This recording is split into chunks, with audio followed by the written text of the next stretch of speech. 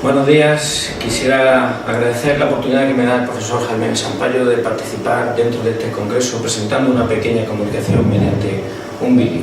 Espero que esta información sea de interés para todos los asistentes al congreso. Trataré de hablar brevemente sobre la aplicación del entrenador de la investigación al campo del entrenamiento deportivo. Cuando el profesor Jaime Sampayo me realiza esta invitación para compartir mis conocimientos con vosotros, no sé si lo realiza por mi formación académica o por si soy capaz de conjugar esa formación académica con la parte práctica de todo trabajo de cualquier investigador. Dicho de otra manera, porque aparte de ser un científico, puedo conjugar y aplicar esta información por ser también un entrenador. Uno de los grandes problemas con los que nos encontramos los entrenadores a la hora de trabajar es tratar de aplicar lo que sería el campo teórico al campo práctico. Y encontramos, desde el punto de vista práctico, una gran disonancia entre lo que sería la teoría del conocimiento que nos permite realizar nuestra intervención profesional con lo que sería la práctica profesional puramente dicha. De otra manera, podemos decir que si de manera teórica conocemos cuáles son los diferentes modelos de entrenamiento que se deben de realizar, dentro del campo práctico tenemos dificultades para poder aplicar estos diferentes modelos en nuestra intervención diaria. Si en el campo teórico tenemos información que se obtiene mediante la investigación básica que se está realizando por los diferentes investigadores, desde el punto de vista práctico tenemos dificultades puesto que no encontramos investigaciones de naturaleza aplicada que puedan ser trasladadas a nuestro campo profesional. Si en el campo teórico todas estas investigaciones provienen de entornos perfectamente controlados y con variables perfectamente definidas, en el campo práctico podemos ver que nuestros contextos son totalmente variables y que hay muchas incidencias que alteran nuestro desarrollo diario como entrenadores. Y por último, en el campo teórico, al final tenemos una serie de medios y recursos materiales suficientes que permiten desarrollar nuestras investigaciones con un perfecto control de nuestra intervención. Pero cuando vamos al campo práctico, encontramos que existen dificultades ya que no disponemos ni de los mismos medios ni de la misma cantidad de recursos para poder realizar nuestra intervención. ¿Cuál es la consecuencia entre esta disonancia entre la teoría y la práctica? Que en muchas ocasiones nos encontramos una escasa evolución en cuanto al proceso de entrenamiento deportivo.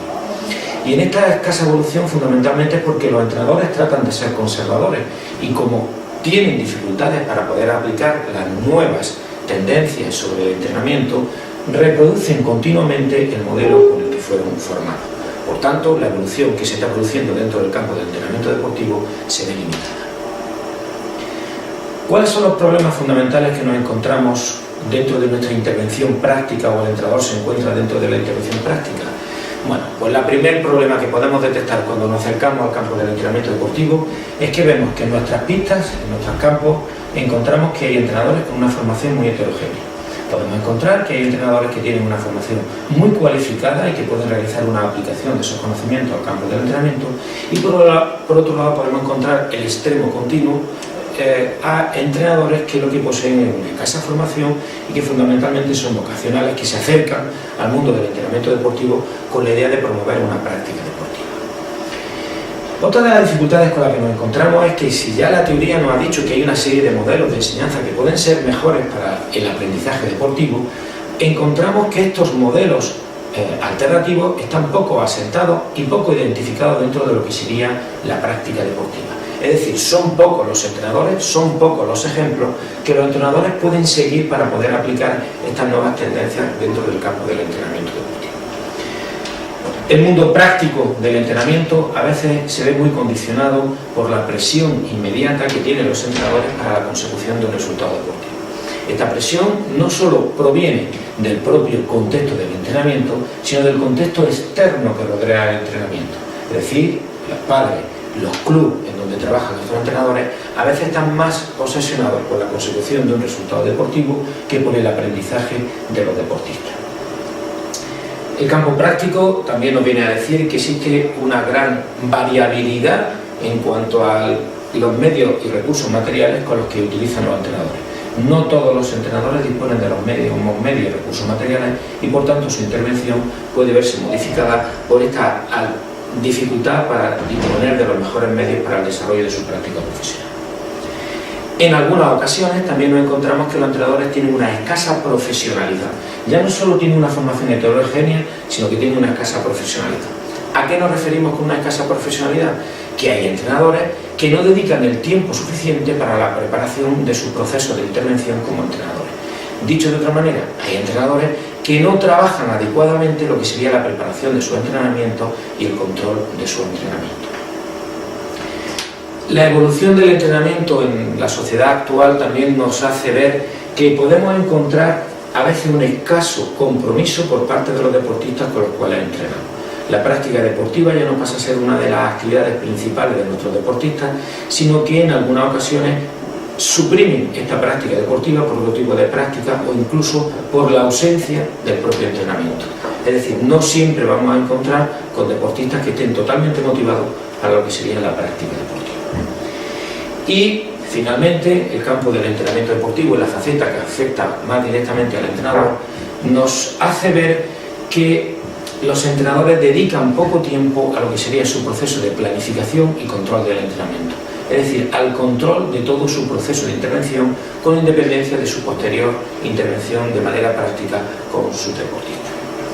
Conociendo esta problemática que afecta a todos los entrenadores y al contexto del entrenamiento deportivo, podemos decir que la tarea fundamental de la planificación del entrenamiento deportivo, al menos los entrenadores deberían de recoger en su intervención una serie de elementos básicos, como son el tiempo que van a dedicar a cada actividad. Todos los entrenadores utilizan un tipo de representación gráfica del diseño de esa actividad que van a realizar y al menos una descripción básica de la tarea. Con estas tres intervenciones, al menos podríamos decir que un entrenador está tratando de planificar su intervención dentro del entrenamiento. Estas tres tareas, estas tres actividades, probablemente no permitan un control exhaustivo del entrenamiento que realiza el entrenador. Por ello, recomendamos que para una posterior planificación y control del entrenamiento deberíamos de incluir otra serie de elementos, como es la organización del material, la fase de juego a la cual va destinada, la situación de entrenamiento que vamos a trabajar, el contenido de entrenamiento que se está trabajando, los medios de entrenamiento para cada una de las tareas que se proponen, así como los objetivos que deberá de tener en un deporte colectivo la fase de ataque, así como la fase de defensa. Una vez que realizamos la fase de planificación del entrenamiento, venimos a la fase de control del entrenamiento.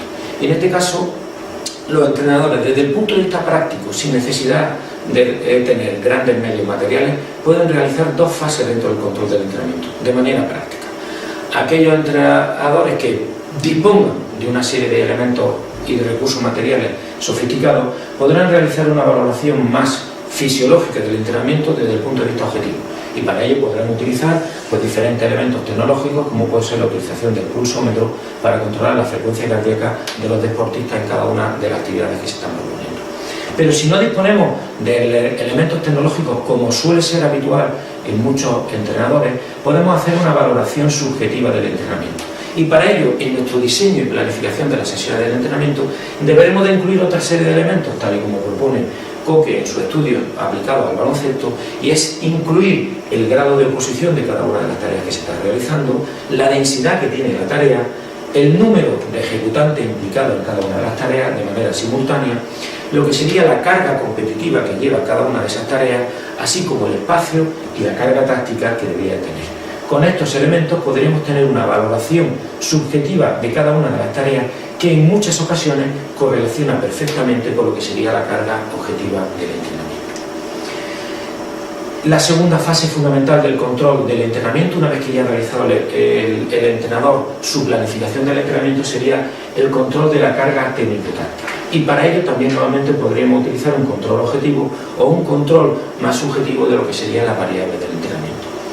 ¿Cómo podemos tener un control objetivo? Pues mediante la utilización de diferentes aplicaciones específicas, como puede ser el Pin Basket, que nos permite cuantificar y valorar cada uno de los diferentes elementos, cada una de las diferentes variables pedagógicas que intervienen dentro del entrenamiento. Y podríamos así saber de manera objetiva cuánto tiempo está dedicando el entrenador a cada una de sus tareas. Para ello, podemos utilizar el registro de lo que sería la variable pedagógica del entrenamiento y, como hemos dicho anteriormente, si en el diseño de cada una de esas tareas el entrenador recoge una serie de elementos formales, permitirá posteriormente su posterior análisis. ¿De qué elementos pedagógicos estamos hablando? Pues precisamente de lo que serían los medios de entrenamiento, las fases de juego, las situaciones de entrenamiento y los contenidos de entrenamiento, referidos a lo que serían las diferentes conductas o gestos que realizan los jugadores. Después de toda esta pequeña síntesis, a modo de conclusión, diríamos que para que los entrenadores mejoren su intervención desde el punto de vista práctico, lo que necesitamos es tener datos objetivos sobre cómo se está realizando el proceso de entrenamiento. Para eso, los entrenadores deberán de aplicar, a partir de esos datos objetivos y de esas experiencias prácticas que han tenido otros entrenadores, deberán aplicarlo a lo que son a sus fases de entrenamiento.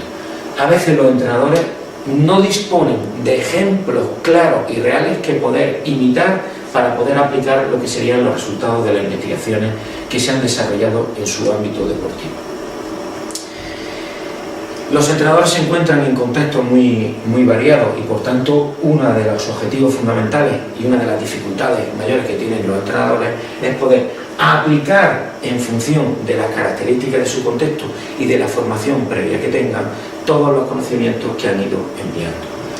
Finalmente, creo que es fundamental que para que se pueda producir una mejora dentro del proceso de entrenamiento, los entrenadores incidan mucho en lo que sería su formación permanente.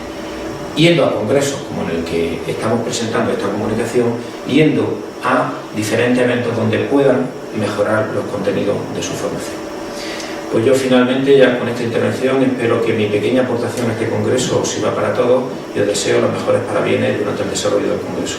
Muchas gracias por la invitación que ha cursado nuevamente el profesor Sampayo para poder colaborar con vosotros en este congreso. Hasta siempre.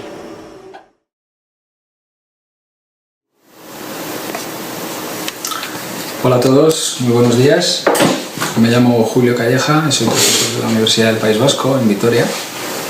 Y para esta ocasión nuestro amigo y colaborador, el doctor Jaime Sampayo, nos ha pedido que en unas líneas os reflejemos cuáles son los avances más importantes que se han hecho en el mundo del deporte en cuestiones relacionadas con la fisiología. Y en nuestro caso, dado que trabajamos básicamente con equipos, intentamos aplicar todos los conocimientos en el campo, uno de los avances más importantes que se han dado en los últimos años están en torno a la recuperación. Como todos sabéis, los modelos deportivos más avanzados del mundo presentan sistemas en los cuales los deportistas cada vez tienen que competir más, no entrenan, pero un nuevo concepto ha intervenido entre ambas partes de este caos que es la competición deportiva internacional, que son los viajes. Los deportistas cada vez tienen que desplazarse a lugares más lejanos, con cambios de horario y de hemisferio, lo cual genera una serie de problemas importantes en el equilibrio del deportista, del jugador, del tenista o del atleta. Y para ello hemos tenido que diseñar sistemas o protocolos de actuación de rápida intervención para que los deportistas en menores tiempos posibles, en plazos muy pequeños de tiempo, sean capaces de recuperar lo antes posible entre entrenamientos y puntualmente cuando tienen que realizar competiciones en días serios. Quizás uno de los aspectos más importantes en torno a la recuperación fisiológica en el deporte hayan sido la gestión de la capacidad que tenemos de entender que muchas de las sustancias o elementos ergogénicos, ayudas que por supuesto no están en la lista de sustancias dopantes, realmente puedan tener o no efectos en el rendimiento del deportista, y a fecha de hoy ya los estudios han determinado que muy pocos elementos son capaces de ayudar en la recuperación y que muchos de esos elementos que se toman y las casas comerciales venden a los deportistas como productos estrella, pues realmente no tienen ningún beneficio. Esos estudios han permitido llegar a conclusiones tan fehacientes como que solo hay 5 elementos potenciales que pueden ayudar en la recuperación del deportista, como son la cafeína, la creatina, la betalanina, el citrato o el bicarbonato, y en los últimos años un producto nuevo que se está estudiando y que tiene efectos contrastados es el nitrato, el cual se comercializa en forma del zumo de remolacha y que tiene efectos positivos sobre la recuperación, dado que es un importante vasodilatador. Muchas gracias, espero que durante la exposición podáis tener los mayores conocimientos y que el congreso sea un éxito. Un abrazo a mi amigo y gran colaborador, el doctor Jaime Sampayo, y seguro que nos vemos en futuras ocasiones. Muchas gracias.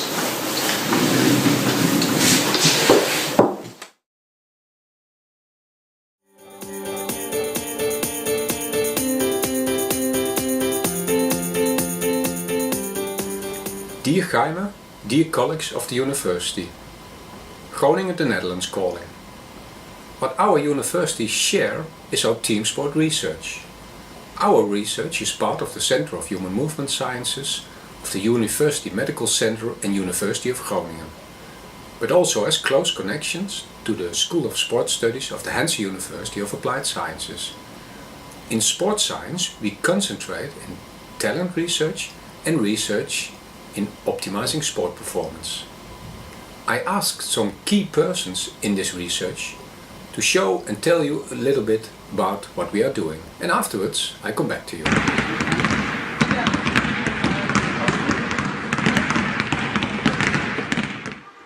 Hi Jaime and colleagues. One of the research areas that we focus on here in Groningen is monitoring load and recovery. So we're not only interested in what happens within one training session or in one match, but also how does load and recovery change across the season, and how does it influence performance, and also how does it relate to injury occurrence. And in addition to this, we also think psychological factors are important, so we also measure these monthly. And finally, we also incorporate physical capacity testing in front of the season, so we can set individual profiles of players. So I hope you have a bit of an idea of the research areas we focus on. I wish you a very pleasant day. Enjoy the Portuguese wine, and salute.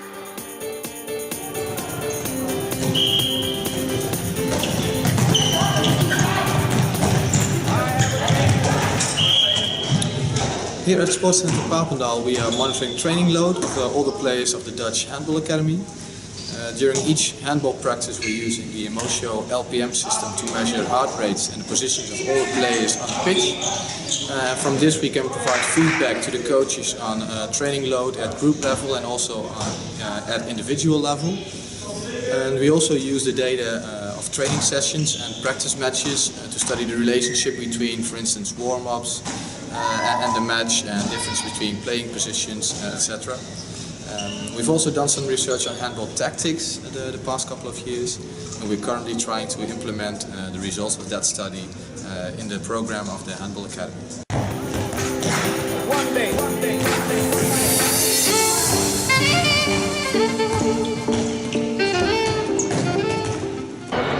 Okay, hi Portugal, this is Wouter speaking from FC Groningen. In 15 minutes the match will start, and we start collecting video data and other kinds of data during the match. This match analysis is one of the big topics in Groningen, and for FC Groningen in particular. We also collect a lot of data during training. We use GPS units and GPS-like technology and also video to collect the data. Mainly we focus on physical, technical and tactical aspects of the game. We compare small-sided games to real matches, and we try to come up with an idea how to manipulate small-sided games to get the best training effect possible. We love collaborating with you guys, so maybe in the future we will meet again. Within our injury prevention program and research, we focus on the lower extremity. Team sport athletes are especially prone to ankle and knee injuries, of which an ACL injury is the most serious one. Based on balance testing for the ankle and jump testing for the knee, we are able to get insight in the risk patterns of the athletes. In our lab, we use an 8 infrared camera system called Vicon with 2 embedded Bertec force plates in the floor. In addition, 2 high-speed cameras synchronized with the infrared cameras give a complete overview of the task the athlete is performing. As to date, current injury prevention programs seem to be effective mainly on the short term. We try to optimize these programs based on our research results. Motion Analysis Lab, we focus on lower extremity injury prevention and performance enhancement. We examine our athletes in a sport-specific environment in order to get the best idea how to tackle lower extremity injury risk factors.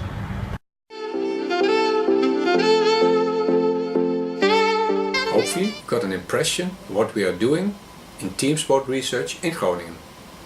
Thanks for our cooperation in the last years, and I'm sure we can continue and expand our cooperation in team sport research in the near future.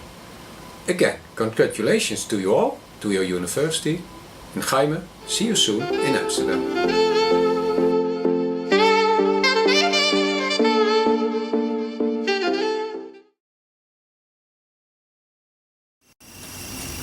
Hi, my name's Tim McGarry. I'm with the Faculty of Kinesiology, University of New Brunswick, Canada. I'm going to be giving you a few minutes brief synopsis of my research interests, some of my research interests anyway. And I'm doing so at request of an international colleague and friend of mine, James Sampaio. And I think there's a 25th anniversary celebration behind this request. I'll give you some brief background first in terms of who I am and where I came from, and that will inform hopefully some of the reasoning and thinking behind the research that I've done. I'm from England first, and I undertook an undergraduate degree, sports science, at Liverpool John Moores University. And as part of that programme, we were required to do, it was an honours programme, meaning there's a research component to it, required to undertake a third year research task. And I worked with Mike Hughes. Now, if you're interested in, you know anything about sports performance analysis, you'll probably recognise the name Mike Hughes. And I did some work with Mike in squash analysis, and as part of that research endeavour, I came across someone called Ian Franks, and I decided to pursue continued education, and I went to ultimately go work with Ian, who's in Vancouver, Canada. And so I continued work with sports performance analysis from Mike with Ian. Now, the other thing to keep in mind or to understand is some of the work I do, a lot of the work I do actually is not in sports performance analysis per se, it's in movement control, movement learning, but they're not quite as disparate or separate as you might first imagine. And a lot of the information and theories and thinking I got from motor control, motor learning applies, and I have applied it to sports performance analysis, and I'm going to try to demonstrate that as I go. Now, initially when I started doing work in sports analysis, the idea is we collect some information, so who, what, where, when type thing. So who's, whatever sport, let's say football, soccer, who's in possession, where are they, and then what do they do? And maybe they pass the ball to someone else in a different position in space. And so who, what, where, when, and we collect that data. And we think we see patterns in play when we watch a game. But it's very difficult, as we found out, to identify these patterns in the data, the numbers that we actually collect. Now, I did work with squash, which is a racquetball game, and in large part that's because of Mike's influence. Mike's a squash coach, and that's the initial work I did in Liverpool, and I continued with some of that in Vancouver with Ian Franks. And what we started to do in Vancouver was look at it on a probability basis, a stochastic processes approach. So we can record all the data, all the shots in all the sequences, and then look to see if, what's the probability if this shot's played, so shot A's played, what's the probability B, C, D, E as a subsequent shot will get played next. So we get all that data, we're looking for patterns of play, we're looking for signatures of play, because if we can identify them, we can use that information. It's information-based feedback. If and when we control actions and we acquire skills, information-based feedback is very important. Correct errors for the next time around. So there's an example of some similarities in terms of skill acquisition and sports performance analysis per se. The problem we found though is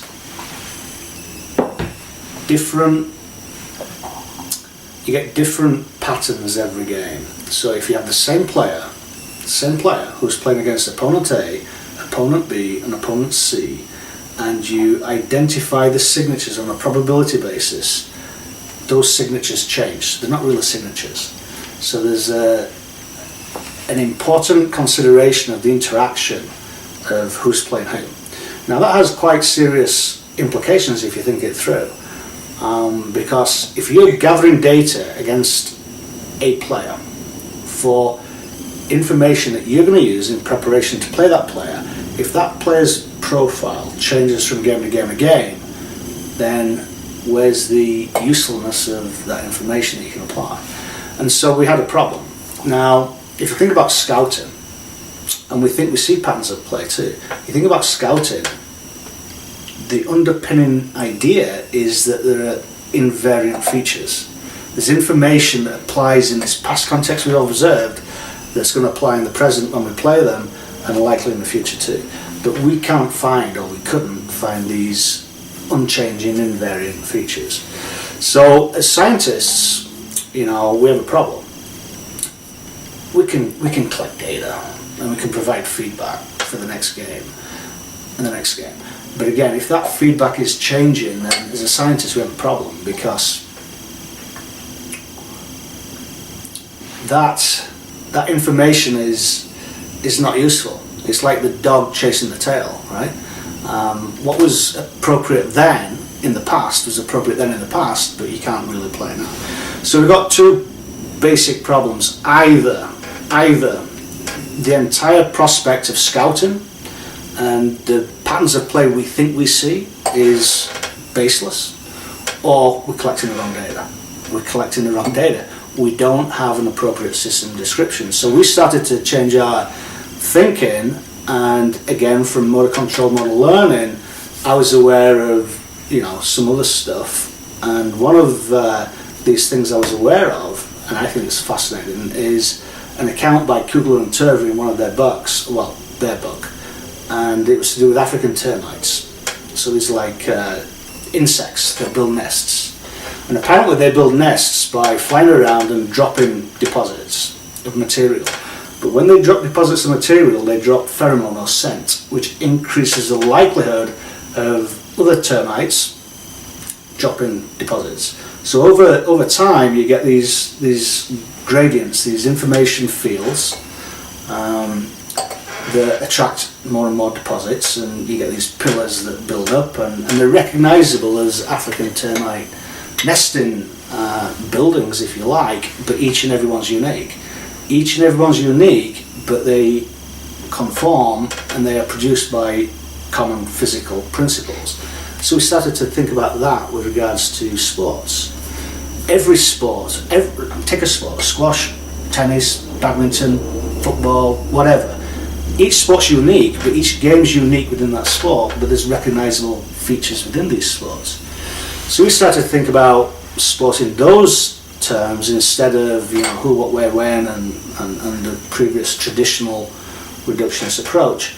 And that took us into thinking about sport as common, complex, open, living type systems that have underlying physical principles, but the patterns that are produced are emergent and changing, but they have recognizable features to them.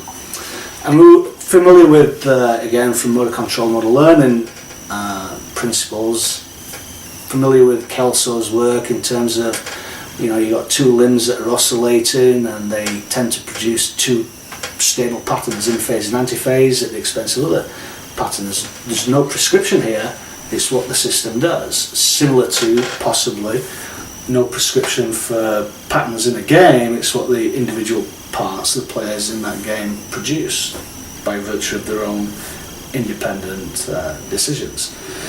And with Kelso's work, and I can't get into that too long because there's not too much time, but you got 2 or 3 or 4, doesn't matter, rhythmic agents, so it could be the wrist and the wrist, 2, and they produce particular patterns. And we applied that to, say, squash, because it conforms to exactly the same principles. You got a squash player goes in and out to a specific location. Go to retrieve a shot, back to a certain space that's controlling the courts. Out, back. And the individual opposites, the opponent's doing exactly the same thing. Same applies for tennis, same applies for badminton, same applies for doubles badminton, same applies for doubles tennis. Volleyball too, beach volleyball for example. So these are common, it's a common description across the different sports, and it's all ultimately down to coordination, which again is a problem at level of control for an individual. You've got to coordinate your muscles, your joints to produce an action, and you coordinate between people too. So this problem of coordination extends. This, we think, we applied at least, we argued, let me put it that way, that the description of Kelso with regards to dual limb coordination applies not only to quadruped locomotion, as has been demonstrated, but also to people. Schmidt and colleagues have demonstrated that with leg swinging tasks in the 90s. We applied it to sports, at least specifically tennis, badminton, squash, includes table tennis, it would include, we suppose, volleyball, and then we extended it to other sports, soccer, football, basketball, and work's been done in that too. We think the data conforms to the ideas that we've suggested. Some people might disagree, some people might not. That's about it. It's been a pleasure to have been invited to address and contribute to your archives for the 25th anniversary. Thank you for listening.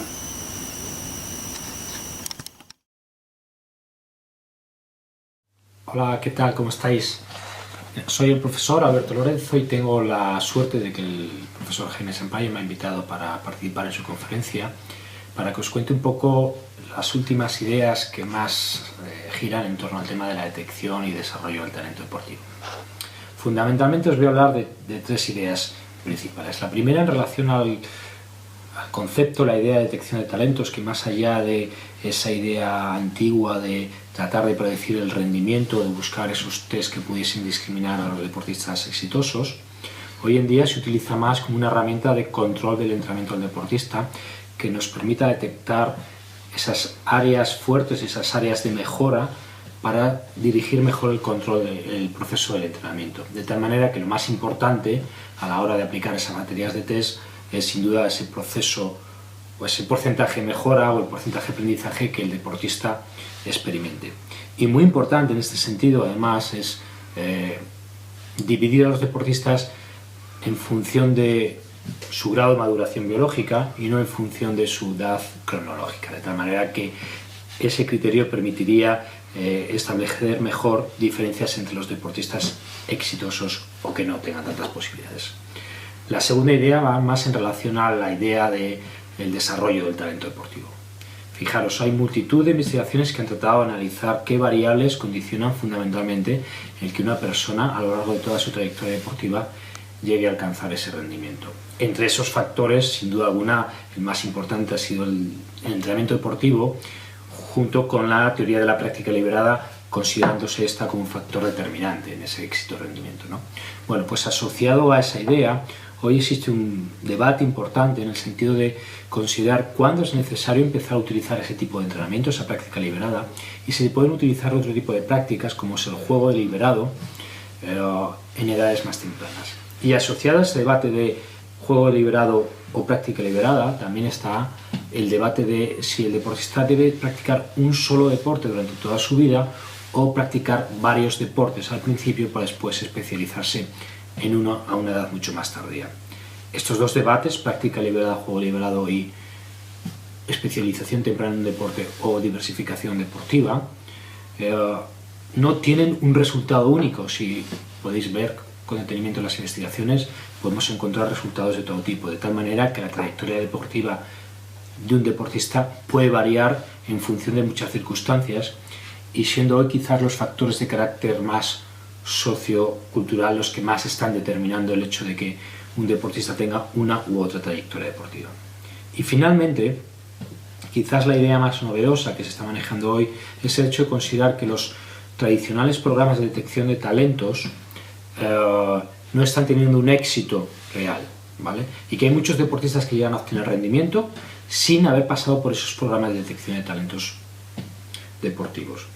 Aquí hay dos ideas muy importantes que son las más novedosas. Por un lado está el término de Maturate Age Talent Identification, que viene a decir que mejor que buscar o detectar talentos deportivos en una edad temprana, vamos a buscarlos una vez que el proceso madurativo ya se ha terminado, porque de esta manera conseguimos detectar deportistas, pero con un menor índice de error, ¿vale?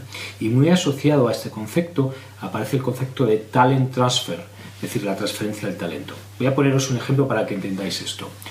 Pensar en nuestros países, como en España y Portugal, donde el fútbol es un deporte mayoritario, la cantidad de deportistas que practican y que se entrenan para obtener rendimiento, pero que al final no logran ese rendimiento. En vez de perderlos, podríamos plantearnos la idea de transferir ese rendimiento a otros deportes con una menor profundidad deportiva, con una menor dificultad de competición. De esta manera aprovecharíamos todo ese esfuerzo, todo ese entrenamiento, reorientándolo hacia el rendimiento de otras especialidades. Si queréis conocer un poquito más sobre estas líneas, yo os aconsejaría leer la página de UK Sport, el Ministerio del Deporte británico, y ver las distintas estrategias que utilizaron para la Olimpiada de Londres 2012 y los distintos programas de detección de talentos que utilizaron aplicando estos dos conceptos. Bueno, espero que os sirva y que al menos os provoque un poco de debate y reflexión estas ideas que os he transmitido. Un saludo y muchas gracias.